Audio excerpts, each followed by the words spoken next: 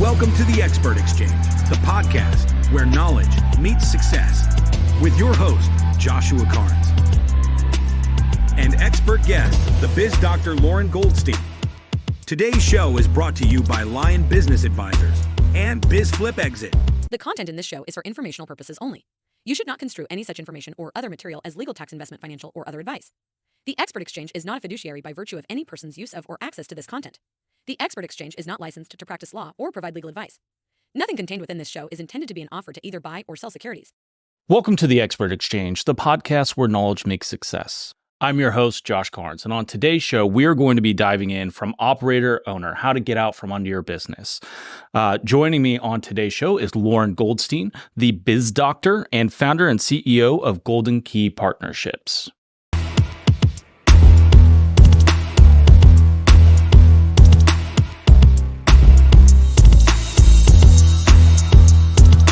All content on this show is information of a general nature and does not address the circumstances of any particular individual or entity. Nothing in this show constitutes professional or financial advice, nor does any information on the show constitute a comprehensive or complete statement of the matters discussed or the law relating thereto. The Expert Exchange is not a fiduciary by virtue of any person's use of or access to this content. You alone assume the sole responsibility of evaluating the merits and risks associated with the use of any information or content on the show before making any decisions based on such information. In exchange for using the content, you agree not to hold the Expert Exchange, its affiliates, or any third-party service provider liable for any possible claim for damages arising from any decision you make based on information or other content made available to you through the show. The Expert Exchange is not licensed to practice law or provide legal advice. Nothing contained within this show is intended to be an offer to either buy or sell securities.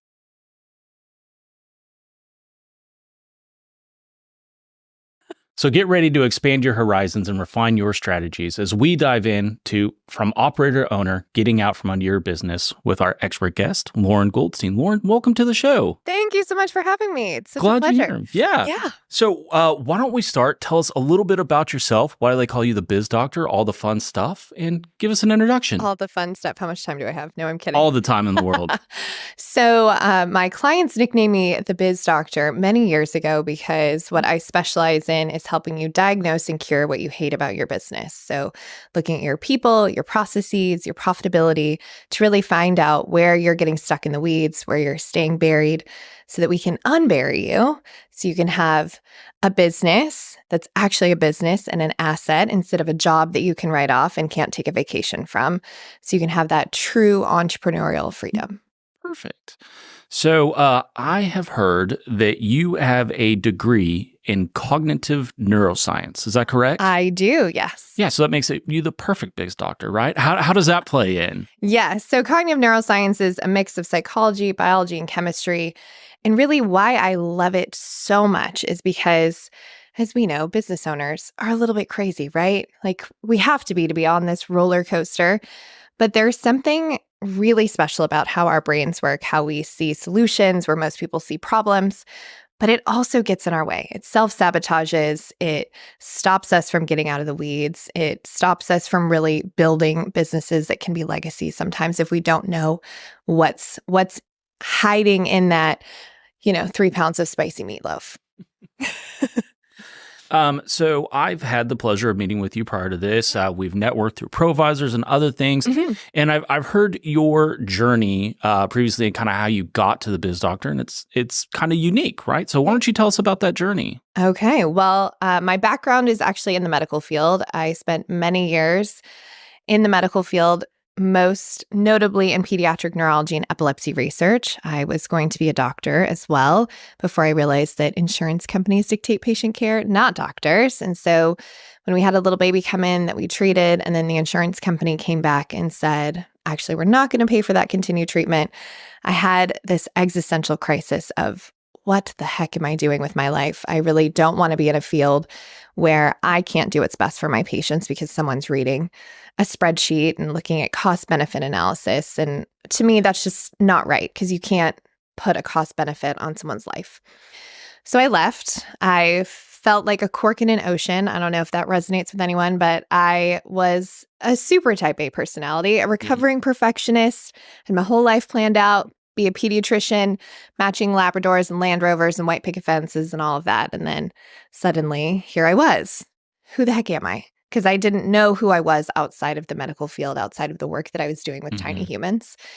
And I remember crying into my grits one morning to my mentor going, am I ever going to figure this out? Like I didn't use college to explore all the different things. I just did what I did and studied what I studied. And he goes, okay, Lauren, I've been thinking about this a lot. I think you should be a business consultant. And I lived in Colorado at the time. And I said, Jean, did you do drugs this morning? Like, are you high? What is going on? I specialize in tiny humans. I know nothing about business. And he said, listen to me. Anybody can learn business. I can teach you business. It is something that is not rocket science.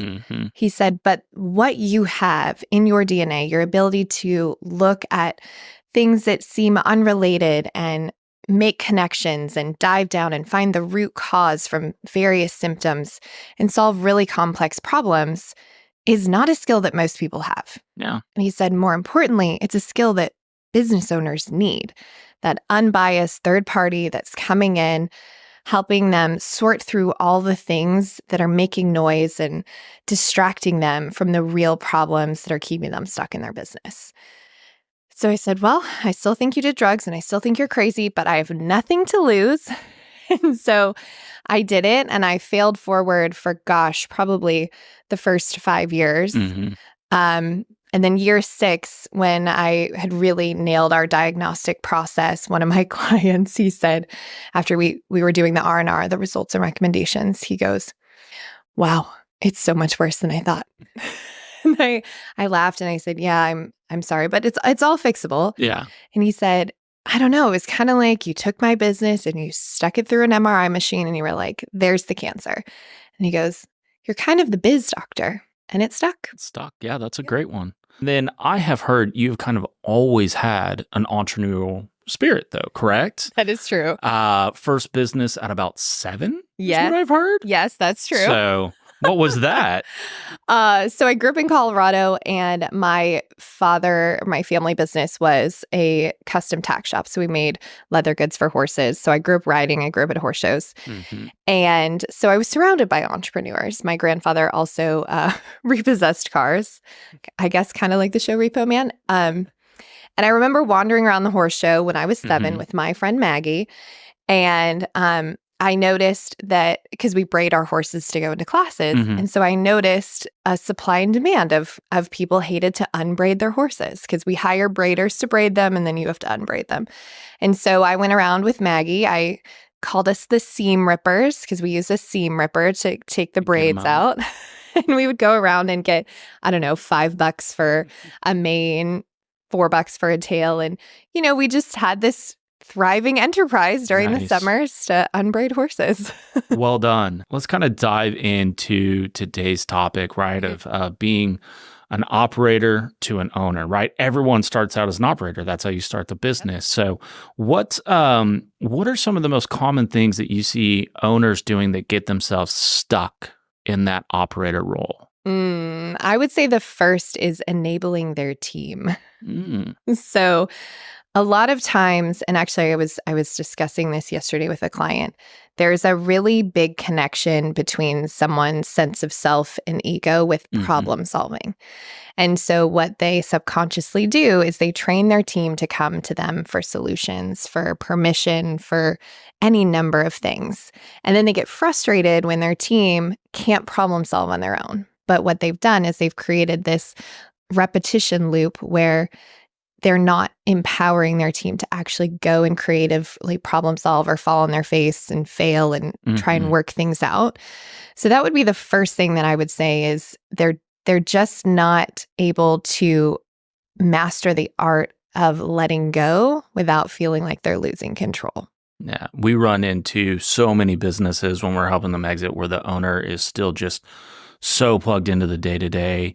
And it's one of those things that's the hardest thing for an owner to do is to let go. And we tell these owners, the best businesses that sell are ones where the owner's easily replaceable. And that's just a weird feeling for some people. Yeah. So. Well, it's kind of a Pandora's box because one of the services that I do with my clients called the Guild is where we look at the 3 parts that really keep you stuck, which is understand the CEO mindset, becoming an effective leader, and then the identity piece. And when you tell an owner that they're superfluous or not needed, then it creates this cascade of who am I? What is my value? What is my purpose? How do I fit in? And a lot of that then makes them self-sabotage. I'll never forget, I had a client that we successfully extricated, and then in a really amazing temper tantrum, shall we say, he was like, I don't know what's going on with my business. I can't run like that. I used to know everything about ordering and inventory and clients and this and that. And he had people in those departments that were running things very well. But since he had so much white space and time to think about who he was outside the business, it created this storm of identity crisis that just like made him jump back in and become what I call a seagull leader, which is essentially where they have an idea du jour or something and they swoop in, poop all over the team, and then fly away and leave everyone in chaos going, what the heck was that? What do we do now? You've kind of hit on a little bit of the clients and who you're working with. What are some of those major challenges that you help clients with? What does it look like to be your client? So when you come in and you're my client, the first thing we do is get very, very clear on where you want to go. Because a lot of business owners start their business because they're an expert and they can solve a problem. And so they've created this wonderful thing that provides for their family, gives them purpose and impact for their clients, but they haven't actually thought about why they have their business. Where is it directing them? Do they want to exit? Because as you know, everybody exits. Yep. It's just a matter if it's on your time or God's time. I'd like to make sure it's on your time. So really understanding why you have your business, where you want to go. And then so much of my work is diagnosing first so that you're not chasing the wrong rabbit. So a lot of times I'll hear someone say, oh, we have a revenue problem. And I'm like, well, revenue is a lagging metric. So let's go upstream. What is actually happening that's producing this revenue symptom? And so we really dive deep into, do you have the right people for you? Not just the business, but for you, to extricate you out of the weeds. Then we look at the processes. Do you have the right systems and structures that help your business be predictable and profitable and repeatable? And that can back up your team. And then, of course, the last piece is the profitability. Where is there bloat? Where are the revenue cliffs? Where are the concentrated risks? And so when you come in and you're my client, you get that sigh of relief because you finally have clarity of where you want to go and what problems you're actually solving instead of playing whack-a-mole and firefighter all day. Like really, truly, our work together is about creating a proactive instead of a reactive business that can start to grow without you. And even if you aren't in the day-to-day, it still needs you. So figuring out what that secret special sauce is that you put into the business, so you can do more of that and less of the things that are draining your time. Nice. So you kind of hit on your diagnosis process, and love how all of your terminology is medical themed as well. But why is that diagnosis process so important for you and how you work with business owners? I actually did a LinkedIn post about this a few days ago about if you don't diagnose first, two things happen. One, you could just be treating the symptoms and not actually the root cause. But two, you can spend a lot of time and energy climbing a ladder that's on the wrong wall. So if you don't know what's actually going to make the biggest difference in your business and go and treat that, then that's when businesses get in the cycle of spending and chasing and just feeling like the expenses are ballooning, but they're not really having an impact. It's generally because you haven't actually nailed what the problem is that's upstream that's creating all the surface level symptoms. When you go through that diagnosis process, what are some of the most common challenges that you're seeing with business owners today? Oh, that could be a whole episode in of itself. I would say the biggest challenges are when it comes to team, not understanding how to hire the right people. That's a big one. How to hire the right people for you, but also the right people for the role. Another challenge is the changing of the guard. Mhm. So entrepreneurs tend to be very emotional, passionate people, which is great. And sometimes when you have people that got you somewhere that are not equipped to get you to the next level of your business, it's hard to let go of that. But a lot of the work that I do is saying, okay, is this person really a good fit in this role, in this business, in this next level? Mhm. And then, of course, looking at the challenge of how do you change someone's identity and detach it from, all the doing? Because a lot of times, like I had a client a few weeks ago when I said, because during one of my diagnostics, one of Mhm. the questions is, when you see white space on your calendar, what's your first instinct? And he goes, oh, I go and I talk to X and I see what she's doing and I see what Mhm. I should be doing. And I said, but none of those things that she's doing are your job. And he's like, well, I know, but I need to be doing something. Mhm. And so that's one of the big things is we've never really stopped and had the conversation of, okay, once we extricate you from your business and you get that time back and you're not working 80-hour weeks, what are you going to do? Yeah, that's a Who- huge question. Who are you? Like, is your wife going to divorce you because you're just like trying to run her? I don't know. Like, we saw that with my Mhm. grandfather. I had this true story where we were like, okay, you're keeping your office because you need to go away. Mhm. Like, go read your emails at the office because you're driving grandma crazy. Mhm. And you see a lot of times when business owners exit where like the first 3 months is great, but then they're like, well, now I'm bored. Now Yeah. I don't know what to do. Now I'm going to go create chaos. Because that's a really interesting thing with entrepreneurs. Most entrepreneurs grew up in chaotic childhoods. Hmm. So we thrive in chaos because we know Yeah. how to manage it, right? We don't know how to thrive in calm because that is not something our nervous system is used to. And so our brain says, prepare. Like inevitably, the shit is going to hit the fan. Sorry if this is not an explicit You're good. episode. It is now. And so a lot of those challenges are looking at, do you have the right team for you? Mhm. Are you building the right business for you? Because sometimes people want a lifestyle business versus a legacy business, and that's Yeah. okay. And then really understanding, what are you going to do when you have a business that can run while you're on vacation? Yeah. So my next question has to do with some stuff that I have heard on your podcast. Oh, But I realized before we do that, why don't you tell us about your podcast and what some of the things you talk about? Oh, I would love to. So it's called the Biz Doctor podcast, and it's kind of my love letter to business owners to really dive into the things that I don't think we talk enough about. So Mhm. you have heard me talk about how the mental health of entrepreneurs Yeah. is something I'm so passionate about. And so I like to talk on the show. I bring in experts to talk about different complementary aspects of business, but then I talk about leadership and productivity and mindset, emotional intelligence, to just kind of create this holistic approach to being a business owner Mhm. that's not just about your business. It's about who you are as a person. So one of the things, and it's a great podcast, by the way, go check it out. Thank you. And we'll link to it in all the information we provide. But one of the things I've always heard you talk about is the keys to success about getting out from under your business. And you've mentioned it a few times. So what are some of those keys to success of getting out from under your business as you see it? So I have the 7 C's to a high performing team and a business. And there's the top 3 that I would say impact everything across the board. The first is clarity.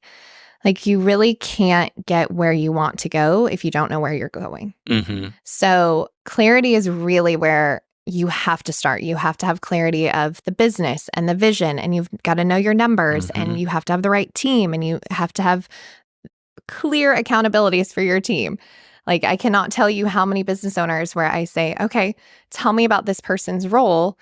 And they make a laundry list of things. And I said, okay, well, how do you know if they're being successful? And they're like, oh.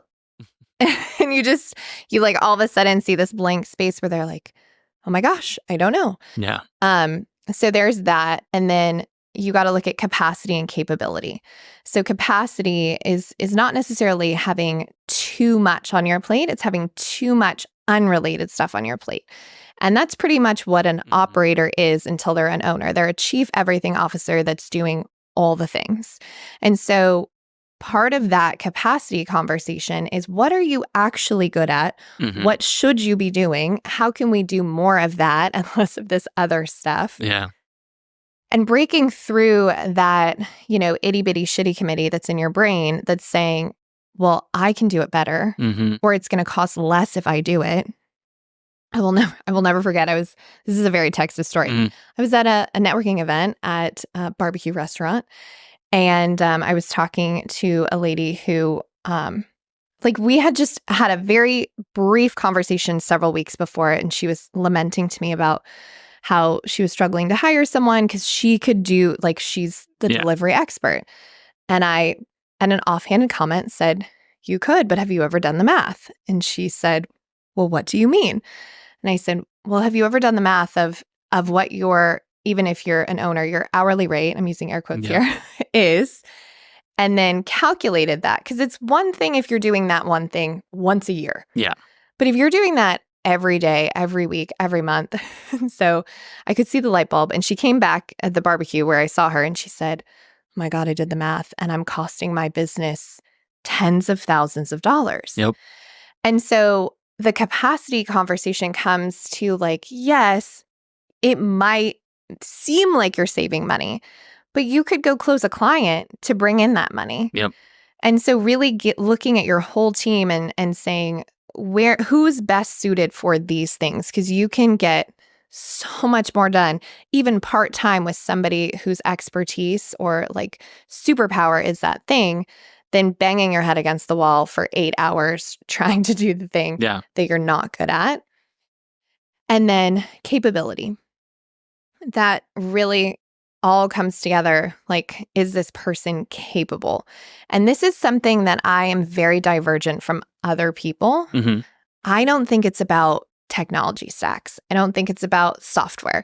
I don't think it's about, can you use a camera or a microphone? It's about, in your DNA, are you equipped to succeed in this role? I would never put someone who loves closed loops, who is a perfectionist or a recovering perfectionist in my case, in a sales role. I just never would do it, because salespeople have to be flexible, quick on their feet. It's about relationships. Someone who loves closed loops, who's a recovering perfectionist, is probably going to be a controller, or somebody in the back office whose number one priority is making sure that T's are crossed and I's are dotted. Yeah. And so if you look at those three together, I'm not going to get into the other four, that's the bulk of what you have to dial in to even try to extricate yourself. Because if you're not clear, if you're not looking at who's capable of doing what, and you're not looking at how that impacts capacity, then everybody's going to be over-resourced, or rather under-resourced. Yeah. And it's just going to suck. You started to lead into hiring the right people and doing that. I know that, outside of podcasting, you also happen to be a little bit of a speaker, and you've done some things. One of the presentations that you've done is around Bullseye hiring, right? So let's dive into that. What are some keynotes or some key aspects that we can take from that? Yes. One of my favorite keynotes, actually, Bullseye hiring, make your next hire your best hire. So why I love this is, again, it goes back to, I think I mentioned this maybe 10 minutes ago, about having a proactive business instead of a reactive business. Most business owners wake up and they're like, oh shit, we need to hire somebody yesterday. So then they throw together a job description that basically says you have to know Slack and Google Docs and Word and whatever random tech stack you're using. And then they hire somebody quickly, and then that person's gone within the first 90 days, and they're just stuck on this hire fire cycle. And they're frustrated because they're like, there has to be a better way. Well, folks, there is a better way, because it takes, I think the number is on average 100 hours to hire somebody and onboard them. Wow. So just, put that in the back of your mind. So if you are hiring somebody the wrong way, that's 100 hours down the toilet, because it's your time, your team's time, the new hire's time, all the stuff. So what I talk about in Bullseye hiring is doing your due diligence upfront. So going back to clarity. So we have a tool that I've designed over the past 13 years of doing this because frankly, I got tired of chasing all the shit around like this document here and there and everything. So it's called a scorecard, the Golden Key Scorecard, and it's basically a spreadsheet that has all the information for a role in one place. So it's got the mission of the role, why it's important, their accountabilities, threats and interdependencies, core values. It's also got a tab where you can do your monthly review. Because the key for hiring effectively is actually sitting down and thinking through what problem are they solving? How are we measuring success? Who are they in their DNA that I know they will be successful? Like that's one of the whole columns is traits. And we sit down and we say, okay, this person has to have, attention to detail and good communication and various and sundry other things that then we rate everybody by to make sure we're choosing the right person. And so by having the clarity of like making sure that you know exactly who you're hiring, why you're hiring them, how they fit in the company, that solves, I would say, 85% of the crash and burn that I see with hiring and then firing. And then the other component of hiring in this way is understanding really how to test people as they go through. So something that we do, which actually saves a ton of time, I actually got this video idea from Cameron Harold and Tim Francis, but we put up a very detailed job description. Like if you see my job description, it reads like a story. I always get I read this and I just had to apply because you described me like to a T, right? Perfect. So it attracts the people we want to attract. It repels the people we want to repel. And then if they follow the directions, because there's an Easter egg in there, then they get the second step, which is a Loom. I ask them for a Loom where they submit a 5-minute or less, basically introduction and answer a few questions. And so I'm constantly testing them along the process. Exactly. Because I want to see how do they handle curveballs? How do they handle software that maybe they haven't used before? Are they flexible? Are they not? Do they have attention to detail? Do they not? And so when you want to make your next hire your best hire, you have to have the clarity, but then you also have to go through the process of really understanding who they are.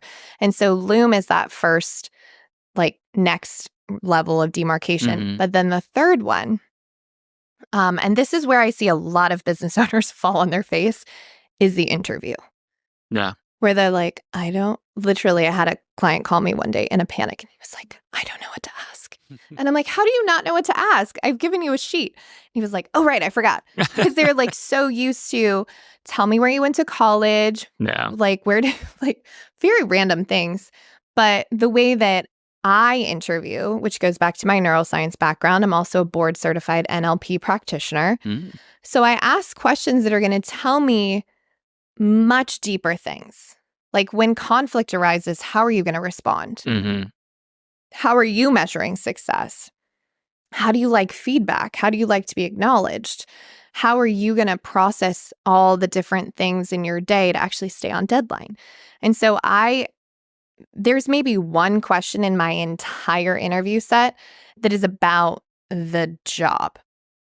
Like it's basically, it says, hey, this is our mission for the job. Tell me what you would do.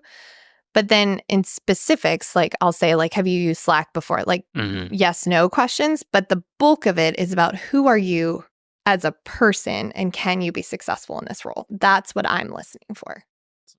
Some great feedback there for anybody looking to get or hire. I'm going to save that one and replay it back myself. There you go. You and I have talked before, and earlier you hit on everybody exits, right? At the end of the day, whether it's your timing, someone else's time, or just something happens, everybody exits at some point. So you've talked before a lot about what you do is helping owners prepare to exit, whether they know they're doing it or not. Right. So how do you deal with those business owners where they're not even contemplating the exit or what that's going to look like for them, but yet they're working with you? Yeah. So again, it comes back to the why. Because it could be that to be honest, they don't want to retire because Yeah. they probably shouldn't. Like most entrepreneurs probably will never truly retire. Yeah. So it's understanding what is driving the bus, so to speak, because I don't think anybody wants to think about death or divorce or not being able to work. Mm-hmm. But the more forewarned you are, the more forearmed you are. Yeah. And so it's about having that conversation of, okay, you may never exit, you may never sell this, but wouldn't it be amazing if you went on a vacation with your wife to Paris that you've been saying you want to go on for the past 5 years Mm-hmm. and your business grew? Or wouldn't it be great if you never said to me again, why can't they just do their job? Right? Or like just feeling this sense of relief that you're not playing whack-a-mole and putting out Yeah. fires all day. Like, wouldn't it be great if you could say, you know what? I just got invited to a last-minute golf game and I'm going to go. One. Right? Or I was talking to somebody and I can't remember how it happened, but essentially they were like, hey, Russell Branson is going to have like a very intimate dinner on the island in 2 days. Most entrepreneurs would be like, I'd love to go, but there's no way I can do it. But if you set up your business like you're going to exit, Mm-hmm. you could do that. Yeah. And so one of the questions that I ask in my diagnostic, which I love, is if you were in the market to buy a business and yours was for sale, Oof. would you buy it? That's funny. We ask clients that sometimes of, hey, why would you buy your business today? And they're, I wouldn't. You're I like, wouldn't. Oh, Yeah. So why not? That's where we're going to start, right? So it's like so much of my job is not about telling them what to do. It's about asking the right questions that then the wheels start turning and then they can see where they're in their own way, because we know that humans in theory would love for somebody to tell them what to do, mm-hmm. but they don't want to be told what to do, right? So there's a dance there. Especially those owner operators. Right. They're so stubborn. Slightly stubborn. Yes. So there's that dance that I get to do where it's kind of like, my clients will probably laugh if they listen to this, but it's kind of like if you have toddlers and you want them to eat something and you give them 3 options, all great options that you're okay with, Mm-hmm. but they feel like they have got free to choice. choose. That's kind of what we do in my business, where I'm like, okay, if you want to get to X, here's the 3 ways we can do that. Choose your own adventure. Which one do you want to go down? I like that. And sometimes it's very funny because I will say, don't do that. And then we're like, no, it's going to be a great idea. Then 3 months later, they're like, that was a terrible idea. I'm like, yes, let me replay this Zoom call where I told you not to do that. So, yes. Earlier, you hit on your 7 C's, Mhm. and we kind of highlighted the top 3. What are those other 4 C's that you have? So there's culture, communication, commitment, and connection. And I literally could spend the entire rest of our time talking about them. But those other 4 are really about understanding that it's not just about, is the person doing the job? It's Mhm. about, what is your business providing for them? It's a 2-way street. How is your business adding to their vision? Do you know what your employees' vision is? Do you know why they're working for you? Do you know that they're going through IVF or looking to buy a house, or their mother-in-law just got diagnosed with cancer? Like, sometimes I think business owners are like, it's just business, but it's not. Our Yeah. businesses are run by humans. And the more we can build a culture around the core values that are important to us, that gives us a North Star to make decisions that are a win-win for everyone and make sure we're talking about the same thing. It helps everyone be more committed and play to win. It also makes for better communication because people aren't hiding things because they think you're going to react in a certain way, or they're embarrassed because they made a mistake. Like, I think it was Sarah, who was it? I can't remember who it was. It might have been, who's the owner of Spanx? Sarah Blakely, right? Is that it? I think so. I think that's right. Don't come after me if that's wrong. I do own space. We'll fact check you. We'll fact check. Yes, please do. But she was talking about at her dinner table when she was growing up, her father would ask every day after school, what did you fail at? And I think that's such an important question because so often we're like frozen by this, like, what if I make a mistake? What if I fail? And if you want to get out from under your business, you have to let your employees fail, which is terrifying. So you have to figure out what they can fail at without having catastrophic downstream repercussions. But if you can give them opportunities to fail and fail forward and learn, you're going to create, from back to bring it full circle to the very beginning, you're going to create a more autonomous, more critically thinking, successful, all the things that you want in a team, high performing, because you're actually enabling them to develop and become leaders. Because that's really the number one job of a leader, is to create other leaders. So it's interesting. We just onboarded a new M&A advisor last week.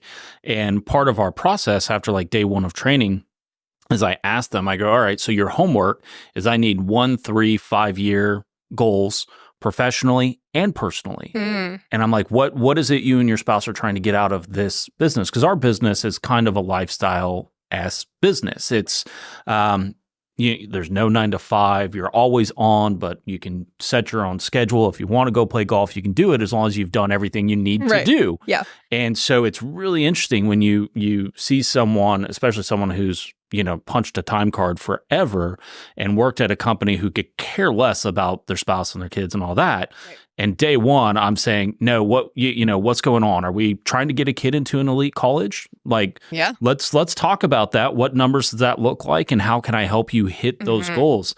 And it's really funny how much some people struggle coming onto a business of like, why don't you need that? I can sell. And I'm like, that's not that's not the thing. We're gonna make sure everything is on there. So it's a fun question, really diving into the people that you bring on and getting to know them. Yeah. I even have a no business meeting every single month. That's interesting. And there's one rule. You cannot talk about the business. You cannot talk about your job. You cannot talk about your metrics. The only thing I want to know is what's going on with you. Like, this is how I found out that like one of my employees' kids got kicked out of school. Which is I won't go on that tangent, but like, come on, special need kid kicking him out of school. Are you kidding? Or, somebody else was expecting or, got engaged, like any number of things, because you give them the space to just be present and have a relationship with you. Because I don't remember the exact statistic, but I think it's something like 65% of people who quit jobs quit because of the relationship with their manager. So that's why one of the 7 C's is about connection and being a human first. Yeah. And like caring about your team in such a way that they are loyal to you because you've built that relationship, not because they're afraid to leave. Yeah. And that's been a huge part of our success. If you look back through, our very first hire is still with the company, right?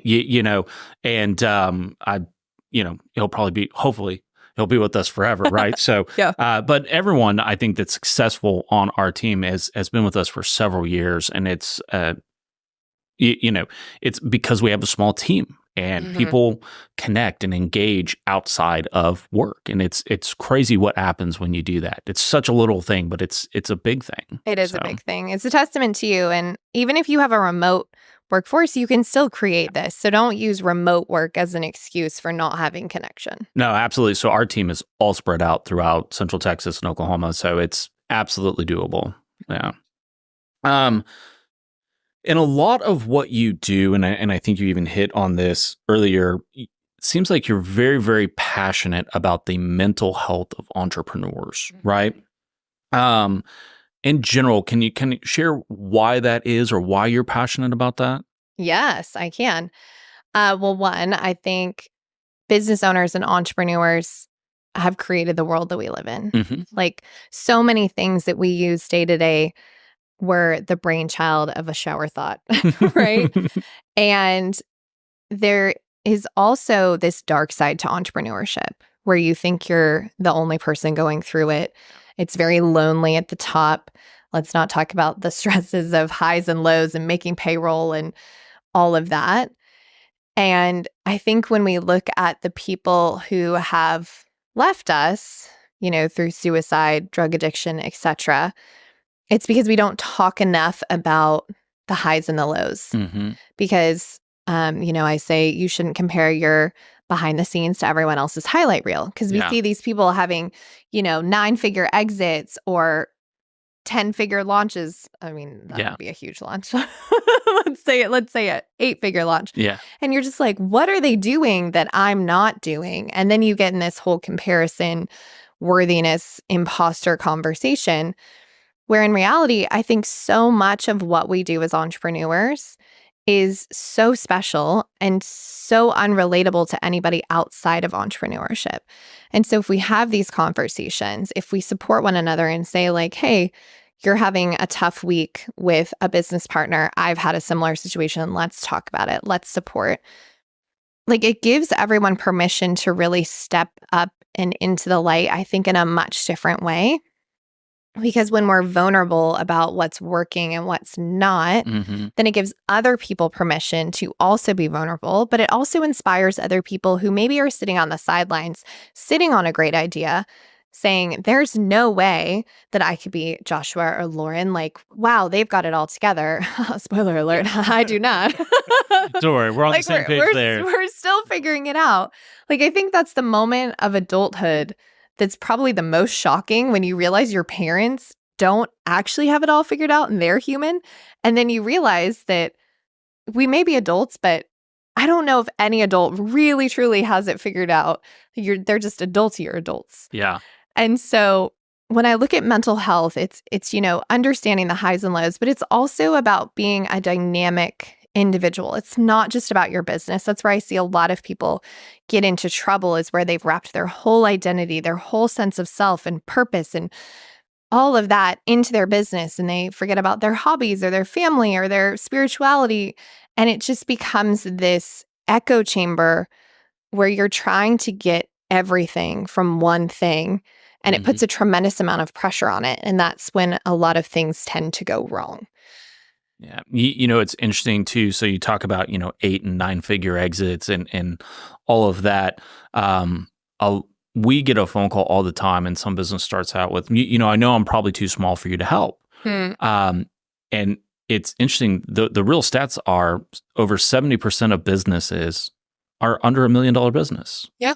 And they're great businesses that do great products, great service, great at whatever it might be.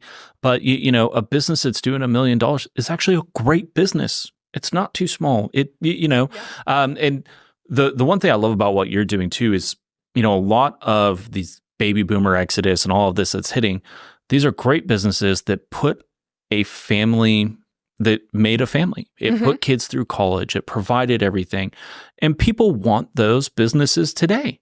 And so it is sellable. It's not too small. It's not, your 30 years, 40, 50, 60 years of work wasn't a waste, as long as you do it right and you bring in the right team. So really important for entrepreneurs to know that their business isn't too small. They've got something. Keep working on it. Clean it up and you'll be good. So. Yeah. Well, also, if you prepare for exit, here's a fun fact, it will be more profitable and spin off more cash. So I would rather have, $1 million, sub-$1 million business that's got 50% profitability than a $10 million business that's at 2%. As we get ready to wrap up here, I know one of the things that you've talked about, and we've hit a lot on mentally happier employees and owners and all of that, but one of your kind of keynote addresses is having mentally happier and healthier and more resilient teams.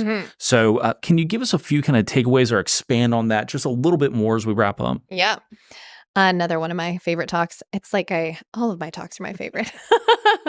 So again, that could be a whole podcast episode, but I think one of my favorite takeaways from that talk, beside I alluded to, there's the 7 pillars of life, but you got to have that holistic approach. Like, you can't just have your employees only working, There's hobbies, there's fitness, there's wellness, there's spirituality.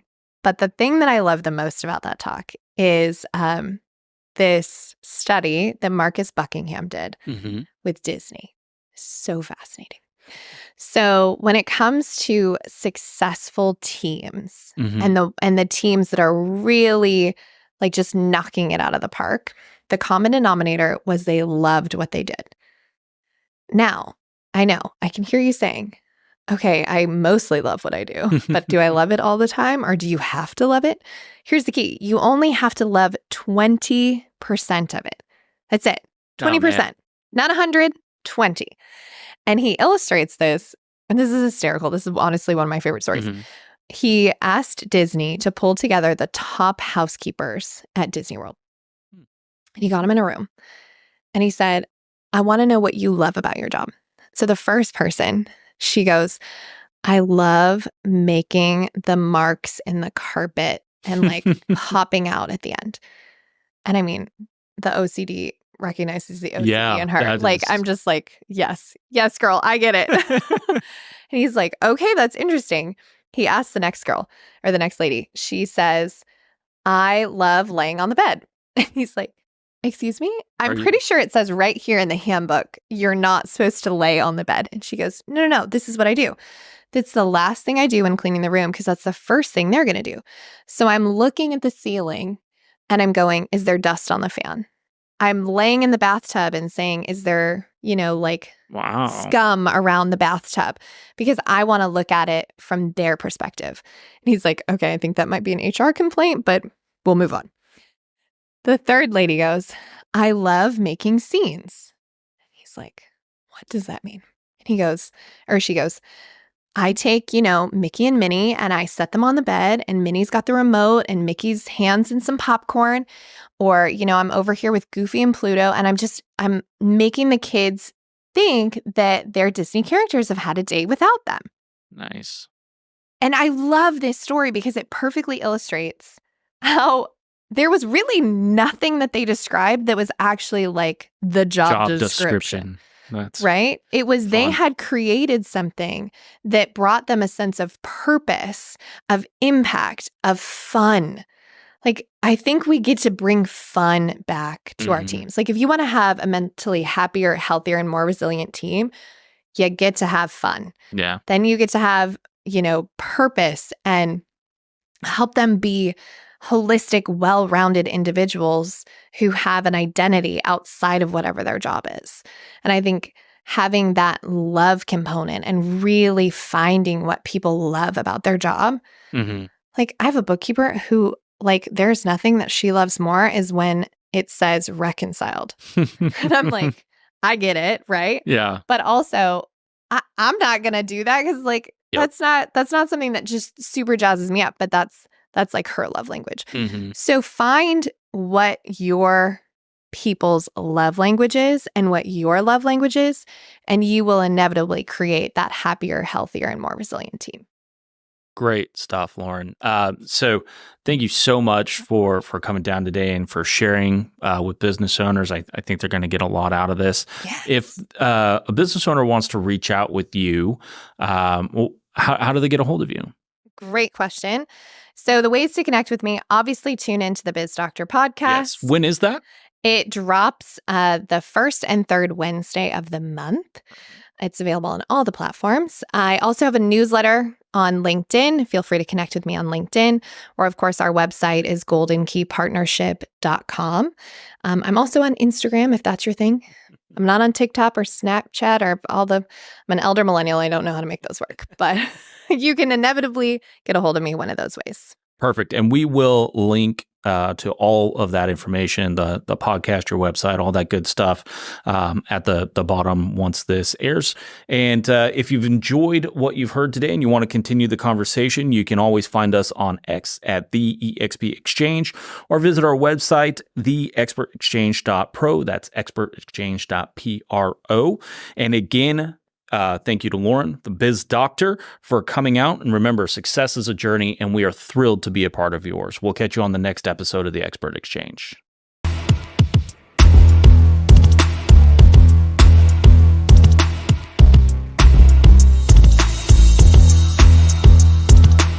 content on this show is information of a general nature and does not address the circumstances of any particular individual or entity. Nothing in this show constitutes professional or financial advice, nor does any information on the show constitute a comprehensive or complete statement of the matters discussed or the law relating thereto. The Expert Exchange is not a fiduciary by virtue of any person's use of or access to this content. You alone assume the sole responsibility of evaluating the merits and risks associated with the use of any information or content on the show before making any decisions based on such information. In exchange for using the content, you agree not to hold the Expert Exchange, its affiliates, or any third-party service provider liable for any possible claim for damages arising from any decision you make based on information or other content made available to you through the show. The Expert Exchange is not licensed to practice law or provide legal advice. Nothing contained within this show is intended to be an offer to either buy or sell securities.